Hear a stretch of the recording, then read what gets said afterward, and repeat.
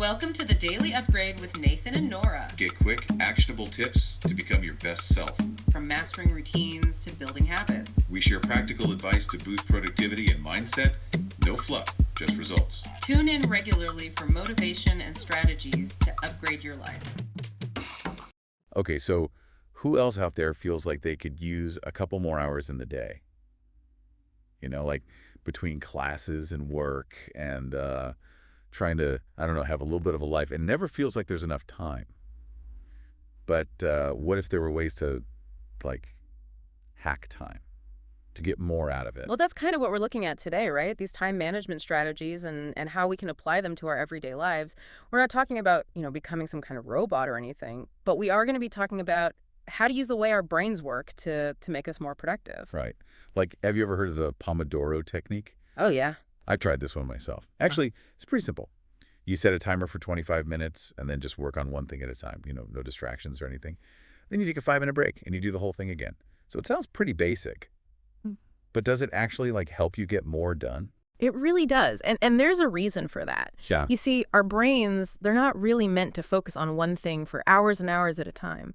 So when you work in these shorter bursts and take breaks, it actually kind of matches up with our natural rhythms, and that can help you concentrate better and not get so mentally tired. So it's like interval training, but for your brain. Yeah. Exactly. And it works for pretty much anyone, whether you're a student or you've been working for years. So, for example, let's say you're writing a paper for school. Instead of trying to write the whole thing all at once, you could use the Pomodoro technique to break it up. So you could work on the research for 25 minutes, then take a break, then spend another 25 minutes outlining it, and so on. It just makes the whole thing seem less overwhelming. Oh, that's pretty clever. And I bet you could use it for rating reports at work too. Huh. Speaking of breaking things down, have you ever heard of time blocking? Isn't that just making a really detailed schedule for yourself? Well, it is about making a schedule, but it's more about being intentional with your time. Instead of just reacting to whatever pops up, you decide ahead of time how you're going to spend each part of your day. And this can be really helpful when you're at work and you're just getting bombarded with emails and meetings and people asking you for stuff all the time. Yeah, that sounds familiar. So it's like having a plan for your day. Yeah. But doesn't that make things kind of rigid? What if something comes up? You can always change your plan if you need to. The important thing is to have some kind of structure, so you're not constantly switching from one thing to another and losing your focus. So, for example, imagine you're a project manager and you've got 5 different deadlines you're trying to meet. If you use time blocking, you can set aside specific times to work on each project. And that way you can make sure you're making progress on everything without getting completely stressed out. Right. That makes sense. Yeah. Okay, so this next one is really interesting to me, the 2-minute rule. What is that all about? It's pretty simple, actually. If there's something you need to do and it'll take less than 2 minutes, just do it right then. Oh, so if you need to answer an email or put away some laundry? Exactly. And this can be a lifesaver when you're in school because there are always all these little tasks that need to get done, like formatting a paper or emailing your professor or just organizing your notes.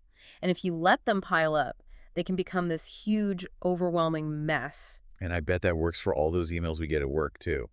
Just getting those quick replies out of the way can really clear your head. Right. Okay, so let's talk about prioritizing. Because sometimes it feels like everything is important and everything has to be done right now. Right. And that's where the Eisenhower matrix comes in. Oh, yeah, I've heard of that one. It's basically a way to figure out what needs to be done right away, what can wait, and what you can maybe delegate or not do at all. So picture this grid with 4 boxes. The first one is for things that are urgent and important. The second box is for things that are important but not urgent. Yeah. And then you've got things that are urgent but not important and things that are neither urgent nor important.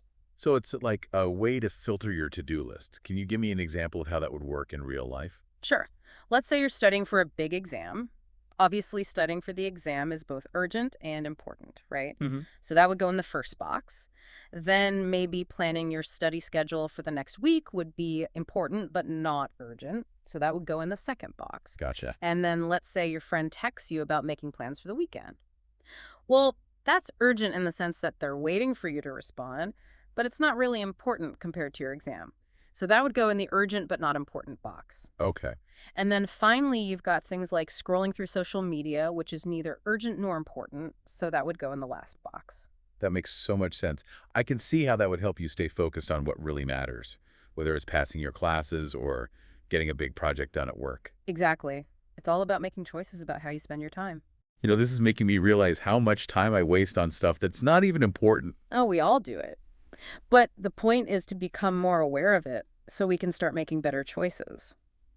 So we've been talking about how to figure out what to work on first. But what about all those things that are important but maybe not so urgent? Like how do we make sure we don't forget about them completely? Yeah, that's a good point.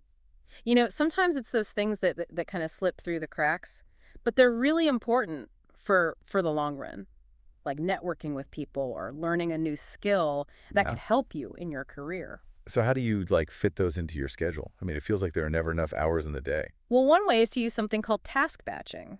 Have you ever heard of that? Yeah, but I'm not really sure what it is. It's basically just grouping similar tasks together and doing them all at the same time. Yeah. So instead of switching back and forth between writing emails and making phone calls and working on a presentation, you would set aside a block of time for each one. Does that make sense? Yeah, I think so. Yeah. But does that really save time? It does, because every time you switch from one task to another, it takes a while for your brain to adjust, and that can really slow you down. But if you batch your tasks together, you can get into a groove and work more efficiently. So instead of checking your email every 5 minutes, you could just check it once or twice a day and get it all done at once. Exactly. Or if you're a student and you have reading assignments for different classes, you could do all your history reading at one time and then all your literature reading at another time. That way you can really focus on each subject and not get them all mixed up. I like that idea. And I bet you could use it at work, too. Like you could set aside a specific time to do all your paperwork, and then you'd have more time to focus on other things. Exactly. So speaking of focusing on the right things, let's talk about setting goals. Because you're not going to get anywhere if you don't know where you're going. Right. Right. But how do you set goals that you'll actually achieve? Well, have you ever heard of SMART goals? Yeah, I think so. But remind me what that means. Okay, so SMART stands for specific, measurable, achievable, relevant, and time-bound. Basically, it's just a way to make sure your goals are well thought out. So instead of just saying, I want to be more productive, you would say something like, I'm going to finish 3 important tasks every day by using the Eisenhower matrix to prioritize them and the Pomodoro technique to help me stay focused. Wow, that sounds a lot more effective. It is, because it gives you a plan, and when you have a plan, you're more likely to actually follow through.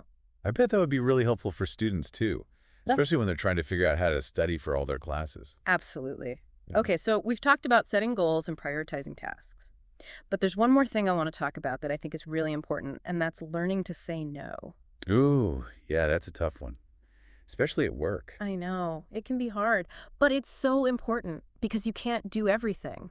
And every time you say yes to one thing, you're saying no to something else. So how do you say no without, hurting people's feelings or getting in trouble with your boss? Well, the key is to be honest and direct, but also polite. So you could say something like, I really appreciate you asking me, but I'm already working on a lot of other projects right now, and I don't think I can take on anything else.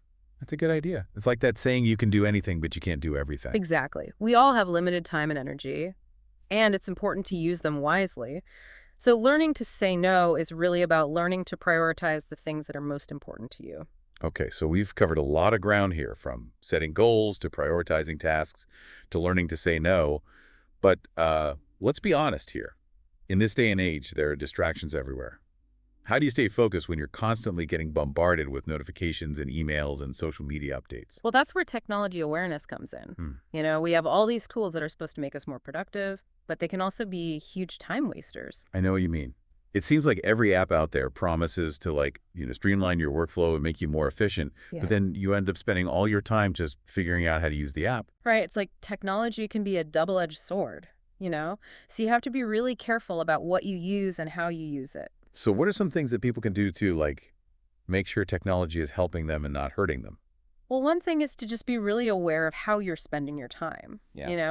Ask yourself, is this app actually helping me get things done, or am I just using it to procrastinate? And if it's the latter, maybe it's time to delete it or at least limit your use. Yeah, that's a good point. It's so easy to get sucked into social media or, to just browsing the internet And then suddenly like an hour has gone by and you haven't actually accomplished anything. Exactly.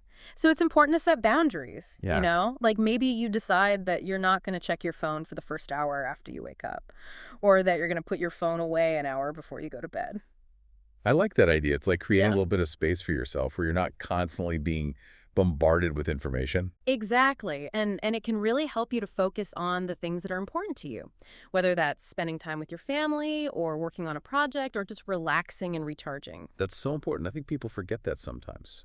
They think they have to be productive every minute of the day, but it's actually more productive to take breaks and give yourself time to rest. Yeah, absolutely.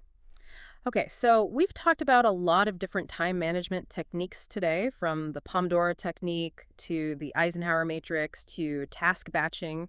But I think the most important thing is to find what works for you. Not every technique is going to work for every person. So Yeah. it's important to experiment and see what helps you to be your most productive self. I think that's great advice. And it's something that people can apply to all areas of their lives, not just work and school. It's about being intentional with your time and making sure you're spending it on the things that matter most to you. Absolutely. Well said. Well, this has been a really fascinating conversation. I feel like I've learned a lot about how to manage my time more effectively. Yeah. So thank you so much for sharing your expertise with us. Oh, it's been my pleasure. And to all our listeners out there, I hope you found this helpful too. And remember, it's not about being perfect. It's about making small changes that can have a big impact on your life. So pick one technique that resonated with you and try it out this week. You might be surprised at how much of a difference it makes. And until next time, happy time traveling.